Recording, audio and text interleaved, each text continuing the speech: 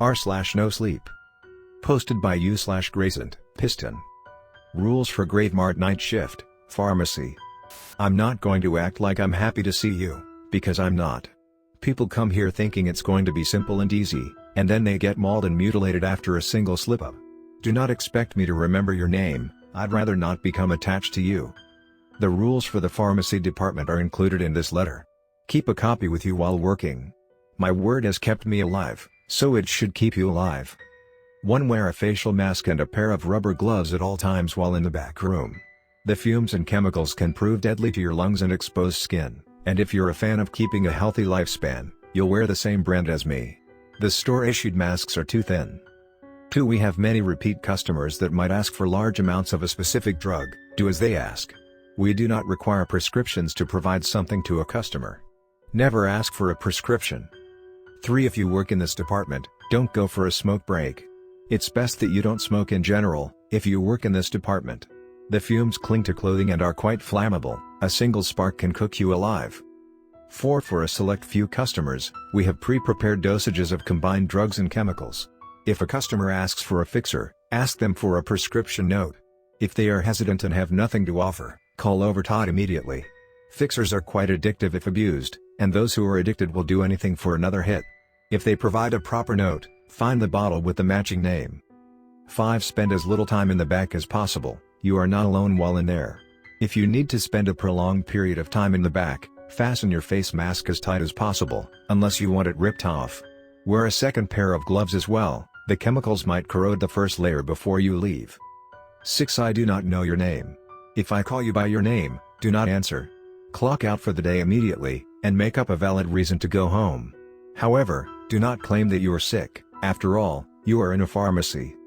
7. If you ever need to vomit for any reason, do it in the bathroom.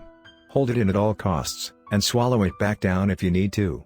Showing any sign of sickness in this department will make the customers show interest in you. 8. When stocking items on the shelf, look carefully at the tags.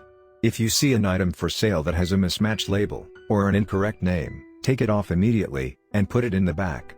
Those are our specialty drugs and are not meant to be on the shelf. That concludes the rules for this department. If you make it for a prolonged period of time, I will call you something other than an associate. Maybe I'll learn your name, too. But remember, I will never call you by name on the job. Do not take the fewer rules as a feeling of less responsibility. This department is by far the most dangerous, aside from management. Apologies for the distance, as well. I don't wish to connect with my coworkers, because it hurts to lose them. I previously worked with James and Rick in the grocery department, but after Rick's run-in with management, I changed departments to disassociate with James. I wish him well, but I can't keep myself attached to people in such a volatile work environment. I will see you when your shift starts next week, good luck. Gregory. Next story of this video. Posted by u/Jumbled34. Watch out for the lurkers. I never knew my grandfather much when he was alive. He rarely ever visited and usually kept to himself at his cabin in the mountains. All my parents would ever tell me about him was that he felt that he had a duty to fulfill by living in the mountains. So I was extremely surprised when I found out he left me his cabin after he passed on. His will stated that I would have to visit the cabin every 6 months or so to keep it maintained. With nothing better to do that weekend, I packed up enough supplies to last me a week, and set off. I squinted as I tried to see the road in front of me. Night was falling and I could barely see through the blizzard that swept through the mountains. Luckily, I managed to see my grandfather's cabin down the road ahead of me. I pulled into the driveway and hurried inside. I slammed the door behind, leaving the cold outside. I looked curiously at the room I was standing in. There were only 2 rooms, a bathroom and the main room. There was dusty bookshelf in the corner and an old recliner facing the fireplace. I started a fire in the fireplace and moved towards the recliner. That's when I noticed a small, neatly folded piece of paper. I picked it up, examining it closely. I unfolded it and read what it had to say. 4. Redacted, my grandson. If you're reading this, you listen to my last dying wish. I am extremely sorry for placing the burden I have carried all my life on your shoulders. Anyway, here are the rules you'll need to survive the lurkers.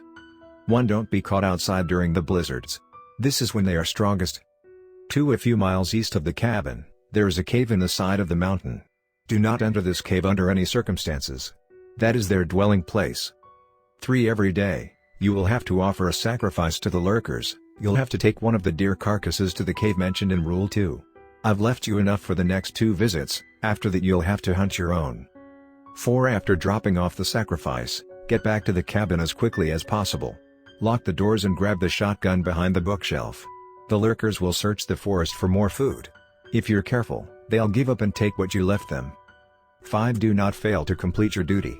If those things ever stop being fed, they'll go further out to search for their food. And we definitely do not want that to happen.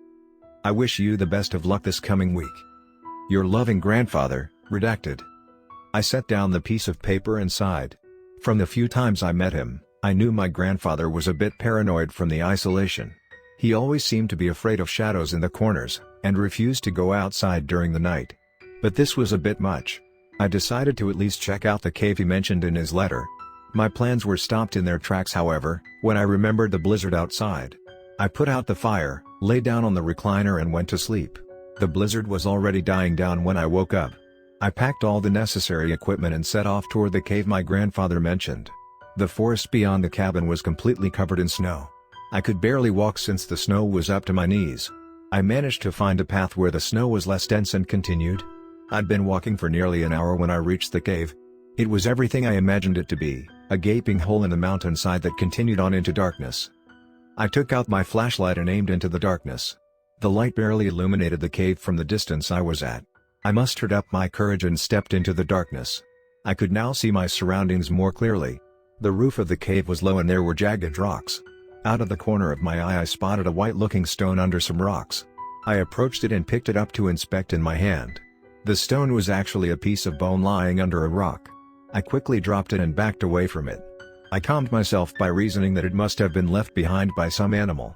I decided to fasten a knife to my waist in case I met anything while I was in there. As I delved deeper into the cave, I felt a sense of dread overwhelming me. I began to look over my shoulder every minute or so.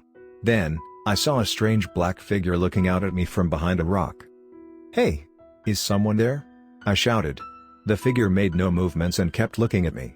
I shone my flashlight on it, revealing the figure fully. The figure was extremely tall and thin, its bones were easily visible under its gray skin. Instead of hair, the creature was covered black feathers and a beak in place of its mouth.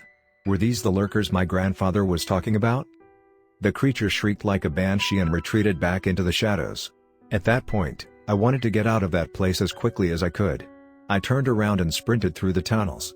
Several similar sounding shrieks filled the air and I could hear them chasing me as I ran. I ran through the tunnels, nearly tripping several times, before emerging back outside. The blizzard had started up again, albeit less intense than before.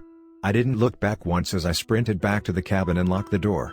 I began to panic, frantically pacing around the room, as I heard the shrieks getting closer and closer. I then remembered the shotgun my grandfather had mentioned in the note. I pulled it out from behind the bookshelf. Luckily, the thing was fully loaded and ready to go. By now, the lurkers had already surrounded the cabin, letting out terrible shrieks and banging on the walls. Then one of them stood in front of the window and stared at me. Its deep, black eyes stared into my soul, mesmerizing me. I almost didn't notice the sound of breaking glass as it tried to break in. I shot the thing in the face, blowing nearly half of its face off. More loud shrieks filled the air as the other lurkers dispersed, running back to where they had come. I breathed a sigh of relief and sat down, trying to process what I had just seen. There was no doubt about it now, my grandfather wasn't as crazy as I'd once thought he was. In the days that followed, I did my best to abide by the rules I'd been given. After not being fed the day before, the lurkers seemed to get a bit cranky. I had several close calls trying to escape from them. Several times, I contemplated going back home and never coming back. But after what I'd just seen, I knew there was no way I could let whatever dwelled in those caves to venture further out towards civilization. I still don't fully understand what I saw out there. All I know for sure is that I'm one of the only things standing between it and mankind.